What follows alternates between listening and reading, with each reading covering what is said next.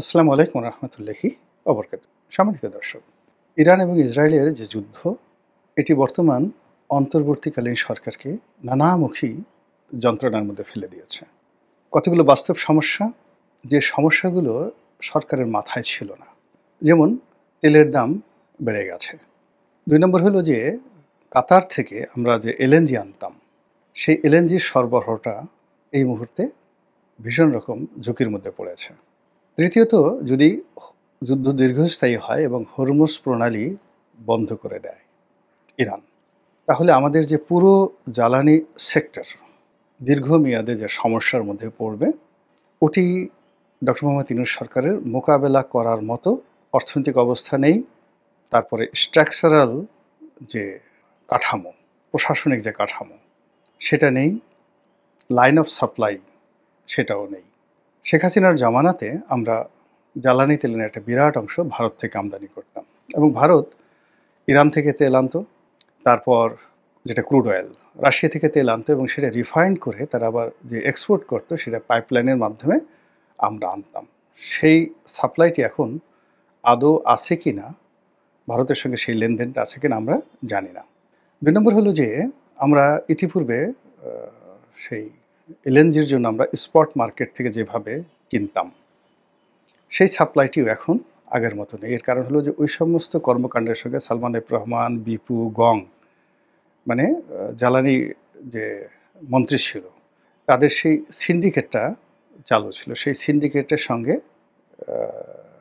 অনেকেই জড়িত ছিল। এখন সেই সিন্ডিকেটটা সক্রিয় আছে কিনা আমি জানি না। ফলে এই যে আমাদের যে জ্বালানির সংকটটা এই যুদ্ধের ফলে শুরু হয়ে যাবে, যেটি এই সরকারের জন্য একটা রীতিমতো মানে মহাবিপদ, মহাবিপত্তি হয়ে দেখা দেবে। এই গেল এক। ২ নম্বর হলো যে সরকার যে সমস্ত কর্মকাণ্ড করছিল, সংস্কার, এনসিপিকে শক্তিশালী করা, তারপরে একটা নির্বাচনের যে আয়োজন, এ পুরোটাই ভণ্ডুল হতে বসেছে। যারা বাংলাদেশের আশাবাদী মানুষ, তারা অনেকে আশা করেছিলেন যে ২০২৫ সনের ডিসেম্বরে নির্বাচন হবে। আমার সঙ্গে বিএনপির বেশ কয়েকজন সিনিয়র নেতৃবৃন্দ একান্ত ঘরোয়া বৈঠক, একেবারে টপ, যাকে বলা হয় বিএনপির জাতীয় স্থায়ী কমিটির ধরুন ৪ জন সদস্য। আমাদের একটা প্রায় ঘরোয়া বৈঠক ছিল, সেখানে আমিও ছিলাম। একটা ক্লোজ ডোর মিটিং, একটা পারিবারিক অনুষ্ঠানে। তাও কত ৪-৫ মাস আগের ঘটনা। তো সেখানে বিএনপির এই মুহূর্তে যারা সবচেয়ে প্রভাবশালী যিনি আছেন, তো তিনি একেবারে জিদ করে বললেন যে, রনি ভাই লিখে রাখেন, ডিসেম্বরের মধ্যে নির্বাচন হবে, এর বাইরে যাওয়া যাবে না। তো আমি তাকে বললাম যে, হলে ভালো, আলহামদুলিল্লাহ, কিন্তু ভাই আপনাকে আমি বলছি এতটা আশাবাদী হবেন না, ডিসেম্বরে নির্বাচন হচ্ছে না। তো এখন সেই ডিসেম্বরের নির্বাচনটা মানে সেই নেতাই বা সেই নেতারাই এখন ফেব্রুয়ারিতে করার জন্য সরকারের নিকট অনুনয় বিনয় করছে। এই গেল এক। ওই বৈঠকে বিএনপির সবচেয়ে জনপ্রিয় এবং যাকে বলা হয় এই মুহূর্তে বিএনপির মধ্যে যে ইন্টারকানেক্টেড শীর্ষ নেতা যারা, যে কিনা একই সঙ্গে দেশি বিদেশি, বিএনপির সঙ্গে অন্য রাজনৈতিক দলের সবচেয়ে বড় নেগোশিয়েটর যিনি আছেন, তো তিনি আমাকে জিজ্ঞাসা করলেন যে, রনি ভাই কী হবে, কী হবে? তা আমি বললাম যে, কী আর হবে, আপনাদেরকে আবার পালাতে হবে। মানে ইলেকশন যদি না হয়, আর্মি যদি ক্র্যাকডাউনে যায়, পুলিশ যদি ক্র্যাকডাউনে যায়, তাহলে আপনাদেরকে পালাতে হবে আবার। তো ভদ্রলোক জ্ঞানী মানুষ, বুদ্ধিমান মানুষ, ফ্রেন্ডলি, বহুদিন ধরে তার সাথে আমার বন্ধুত্ব, সেই ২০০৯ সন থেকে পারিবারিক সম্পর্ক। তো তার মুখটা কালো হয়ে গেল। বিএনপির মহাসচিবও ছিলেন, তিনি মাথাটা নুইয়ে রাখলেন। আজকের দিনের যে খবর, সেটা খবর হলো যে এই যে কুমিল্লাতে বিএনপির এক নেতাকে থানা পুলিশ পিটিয়ে মেরে ফেলেছে। এই যে শুরু হলো।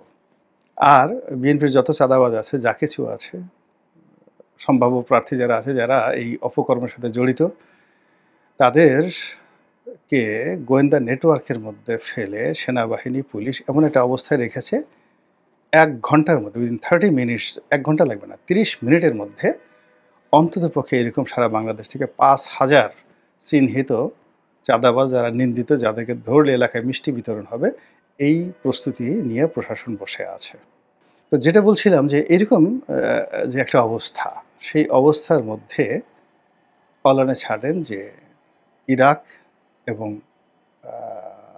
ইরান, জর্ডান, এমনকি সৌদি আরব, তারা যেভাবে ইরানের পক্ষে ঐক্যবদ্ধ হচ্ছে, আবার ইসরায়েলের যারা বন্ধু, প্রকৃত বন্ধু, তারা কেউ টু শব্দ করতে পারছে না, ইনক্লুডিং ভারত। ইসরায়েলের সঙ্গে কৌশলগত সম্পর্ক তুরস্কেরও আছে, কিন্তু তুরস্ক যুদ্ধ করার জন্য প্রস্তুতি নিচ্ছে, ইসরায়েলের পক্ষে না। আবার ভারত এখানে যে কৌশলগত অবস্থার মধ্যে পড়েছে, ভারতের একটা বিশাল ইনভেস্টমেন্ট রয়েছে, কয়েক বিলিয়ন ডলার, সরকারি এবং বেসরকারি, বন্দর খাতে এবং অন্যান্য খাতে, কনস্ট্রাকশন থেকে শুরু করে অবকাঠামো নির্মাণে, ইসরায়েলে এবং ইরানে। এবং ইসরায়েলের সাথে ইরানে তাদের ইনভেস্টমেন্ট বেশি, এবং দুই জায়গাতেই তারা ধরা খেয়েছে। এবং ইসরায়েলও ভারতীয়দেরকে সন্দেহের চোখে দেখা হচ্ছে, আর ইরানে তো রীতিমতো ভারতীয়দেরকে গণশত্রু মনে করা হচ্ছে। পাইকারি হারে ধরে ধরে পিটুনি দেওয়া হচ্ছে, ক্রস ফায়ার দেওয়া হচ্ছে এবং মেরে ফেলা হচ্ছে। প্রাণ নিয়ে সেখান থেকে পালানোর জন্য উদ্গ্রীব হয়ে গেছে। তো এর ফলে কি হলো, আমাদের দেশে এই যে এই সময়টিতে র এবং মোসাদের যে খেলাধুলা ছিল, পুরো খেলাধুলাটা স্টপ হয়ে গেছে। এই মুহূর্তে বাংলাদেশে রয়ের এবং যাকে বলা হয় মোসাদের যে কার্যক্রমের যে যোগান ছিল, এটা ডিফিউজ বা ফিউজড হয়ে গেছে। এখানে যারা এজেন্ট আছে মোসাদের বা রয়ের, তাদের সঙ্গে এই মুহূর্তে দিল্লির কোনো যোগাযোগ নেই, তাদের সঙ্গে এই মুহূর্তে ইসরায়েলের কোনো যোগাযোগ নেই। আর র এবং মোসাদ কেন্দ্রিক যে পাওয়ার হাউসগুলো এখানে চলছিল, সরকারের ভিতরে, সরকারের বাইরে, এবং ইনক্লুডিং সিআইএ সহ, সবগুলো তাদের যে কানেকটিভিটি তারা হারিয়ে ফেলেছে। এখন আমেরিকা ইয়ানফসি, ভারত ইয়ানফসি, মোসাদ ইয়ানফসি, তারা ইরানকে নিয়েই এতটা ব্যস্ত, যার ফলে বাংলাদেশের দিকে মনোযোগ দেওয়ার মতো কোনো রকম অবস্থা নেই।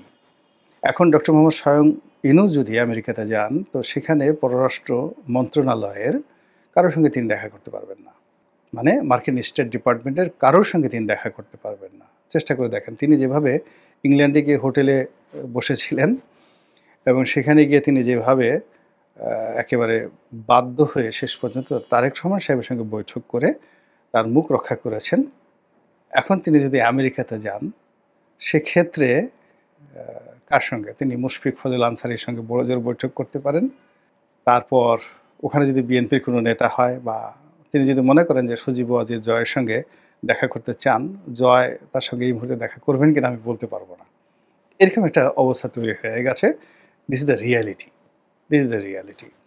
তো এই রিয়ালিটিতে ডক্টর মোহাম্মদ ইউনূস সরকারের জন্য কি সমস্যা হতে পারে? হতে পারে সেই সমস্যা, যে সমস্যাটা এখন ইসরায়েলের হচ্ছে।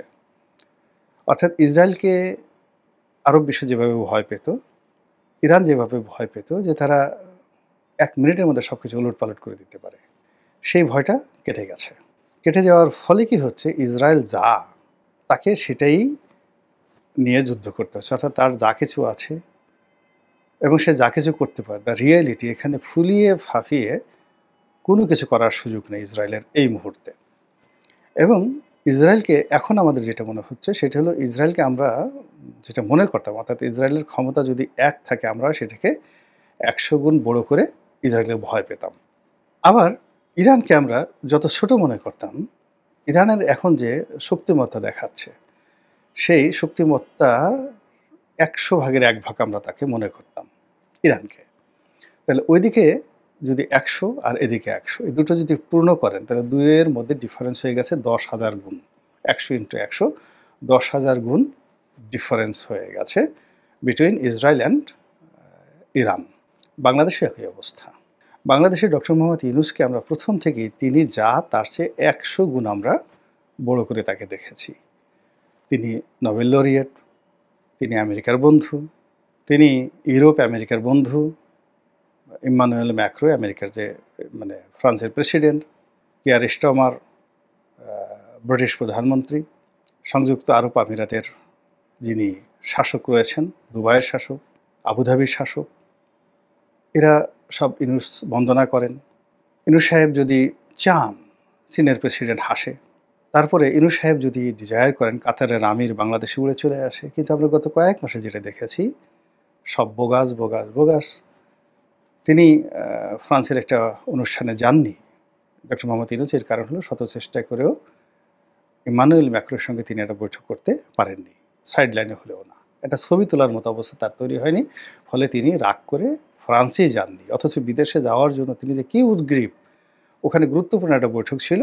অথচ লন্ডনে তিনি যে কাজে গেছেন তার চেয়ে 1000 গুণ গুরুত্বপূর্ণ বৈঠক ছিল ফ্রান্সে, তিনি সেখানে যাননি জলবায়ু সংক্রান্ত।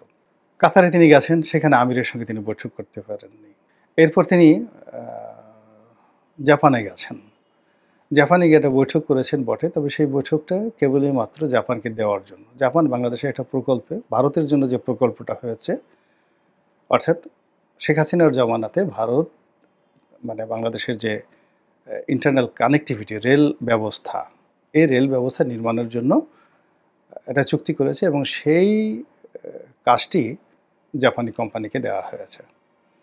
এখন জাপান সেই কোম্পানিকে বর্তমান সরকার টাকা দিতে পারছে না এবং এই প্রকল্পটা আমাদের 2 পয়সার দরকার নেই। এই প্রকল্পটা পুরোটাই ভারতের জন্য তৈরি করা হয়েছে। ভারত এই প্রকল্পের জন্য নরমালি ভারত টাকা দেবে। কিন্তু এমন ভারত চালাক, তারা শেখ হাসিনাকে বলেছে যে তুমি এই টাকাটা আমরা বলে দিচ্ছি জাপান থেকে আনো। জাপান থেকে মানে এই কোম্পানিটা জাপান থেকে আনো। তো ভালো কথা, সেই প্রকল্পে জাপান সহযোগিতা করবে। করার পরে এখন সরকারের যে ফান্ড, সেই ফান্ডের দুটো অংশ, অর্থাৎ যখন একটা মানে প্রকল্প হয়, সেই প্রকল্পে সরকার দেবে 100 টাকা, জাপান যারা ঋণ দিচ্ছে তারা দেবে 100 টাকা। তো জাপানের ঋণ তো সেই 200 টাকা নিয়ে জাপানের কোম্পানি সেই কাজ করে যাচ্ছে। এখন সরকারের ভাগে যে 100 টাকা পড়বে, সেই 100 টাকা এই গত 10 মাসে দিতে পারেনি।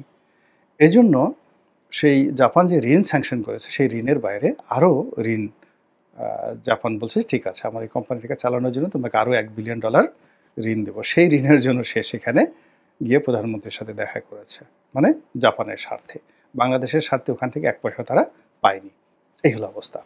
তো সেই ডক্টর মোহাম্মদ ইউনূস গত 10 মাসে আমরা তাকে যত বড় মনে করেছিলাম, সেটা কমতে কমতে কমতে কমতে একেবারে শূন্যে আসেনি। এখনও 10 to 20%। এখন অনেক লোক মনে করে বাংলাদেশে যে তিনি বাংলাদেশের রত্ন, তিনি বাংলাদেশের গর্ব। 1000 বছর এরকম লোক সৃষ্টি হয় না। বাংলাদেশের যেমন ব্রিটেনের রাজার সঙ্গে তার একটা ছবি, সেই ছবি দিয়ে আমাদের অনেক ইউনূস ভক্ত মন্তব্য করছেন যে রাজা যাবে, রাজা আসবে, কিন্তু ইউনূস যাবে, ইউনূস আসবে না। পৃথিবীতে ইউনূস একটাই।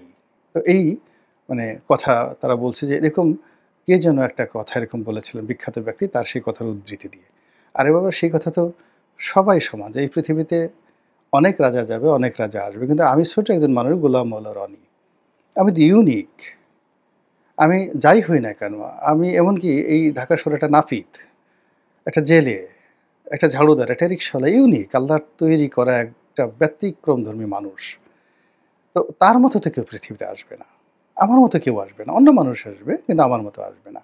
তো যাই হোক, এখন আপনি যদি কারো প্রশংসা করতে চান তো আপনি করতে পারেন। তো সেইভাবে ইউনূস যারা বন্দনা করছেন, তারা সেইভাবে ইউনূসকে এখনও সেই মানে তিনি যা তার চেয়ে আরও 20 গুণ বড় করে দেখছেন, যেটা জুলাই আগস্টের সময় 100 গুণ ছিল।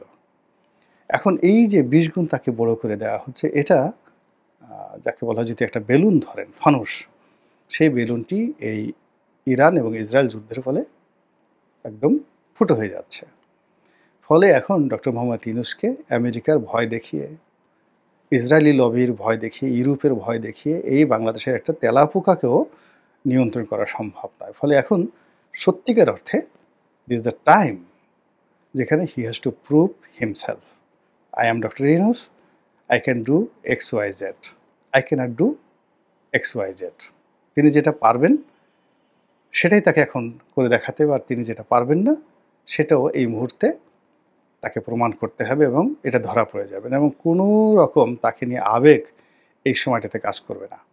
এই সময়টাতে তেলের মূল্য, এই সময়টাতে অ্যাডমিনিস্ট্রেটিভ যে সকল সমস্যা রয়েছে, এই সময়টাতে বিএনপির সাথে তার যে দূরত্ব রয়েছে, যা কিছু রয়েছে পুরোটাই অ্যাব অরিজিনাল হয়ে যাবে। Not only original, aboriginal. সেই অ্যাব অরিজিনাল পরিবেশ এবং পরিস্থিতি তার জন্য যে কতটা বিপদ এবং বিপত্তি আগামীতে ডেকে নিয়ে আসবে, শুধু অপেক্ষা করুন আর দেখতে থাকুন। আল্লাহ আমাদের সবাইকে হেদায়েত দান করুন এবং হেফাজত করুন। আসসালামু আলাইকুম ওয়া রাহমাতুল্লাহি ওয়া বারাকাতুহু।